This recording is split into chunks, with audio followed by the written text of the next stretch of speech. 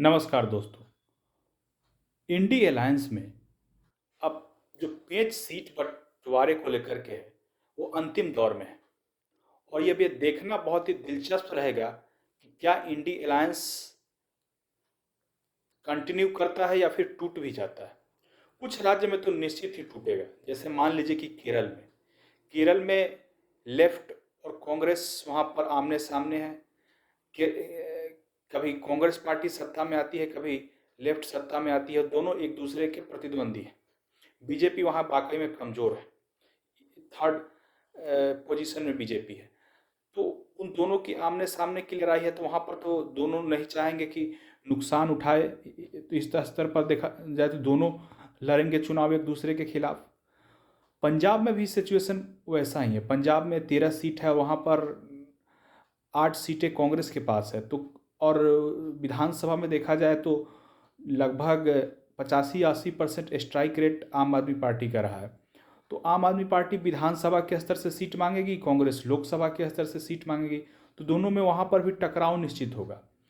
और वहीं पर दिल्ली में देख लीजिए, तो दिल्ली में ये अलग बात है कि दिल्ली में अगर दोनों आ भी जाते हैं, आम आदमी पार्टी और कांग्रेस, तो वहाँ पर बीजेपी को कोई ज़्यादा नुकसान नहीं होने जा रहा है, क्योंकि दोनों का वोट परसेंट जोड़ देने के बाद भी भारतीय जनता पार्टी का जो वोट प्रतिशत है वो 50% से ऊपर है। तो वहाँ पर कोई खास नुकसान नहीं पड़ता दिखाई देगा। बंगाल में देखिए, तो बंगाल में लड़ाई बड़ी दिलचस्प हो गई है। बंगाल में टीएमसी कह रहे कि 2 सीट देंगे। जो लोकसभा में लीडर ऑफ कांग्रेस के लीडर हैं अधीर रंजन चौधरी, वो कह रहे हैं कि हम 2 सीटों पर चुनाव नहीं लड़ेंगे, हमें ज़्यादा सीट चाहिए। महाराष्ट्र में भी वही सिचुएशन है। महाराष्ट्र में 23 सीट महाविकास आघाड़ी में विवाद है। 23 सीट वहाँ पर शिवसेना मांग रही, जो उद्धव गुट के शिवसेना है वो। और कांग्रेस और तो बाकी कांग्रेस और एनसीपी में क्या बचेगा, यह अपने आप में बड़ा सवाल है। तो इस तरीके से बिहार और यूपी में भी झगड़ा पूरी तरीके से सीट बंटवारे को लेकर के है। तो ये जो सीट बंटवारे का खेल है, इसमें जो हर पार्टी है, चाहे वो क्षेत्रीय दल हो या कांग्रेस हो, सभी अपनी अपनी वर्चस्वता को जमाना चाहते हैं। एक एक आंकड़ा देखिए, तो सभी जो क्षेत्रीय दल है उन्होंने कांग्रेस पार्टी का वोट बैंक छीना है। तो कांग्रेस अगर ज़्यादा सीटें दे देती है क्षेत्रीय दल को, तो कांग्रेस का जो रिकवरी का चांस है, अगर भविष्य में कभी जो सोचती है कांग्रेस का थिंक टैंक या रणनीतिकार जो सोचते होंगे कि भविष्य में उभरा जाए, रिकवरी किया जाए, तो रिकवरी का चांस समाप्त हो जाएगा। और अगर क्षेत्रीय दल ज़्यादा सीटें देते हैं तो उनकी ताकत घटेगी। और इस वक्त कांग्रेस जब कमज़ोर है तो क्षेत्रीय दल ही हावी होंगे ज़्यादा।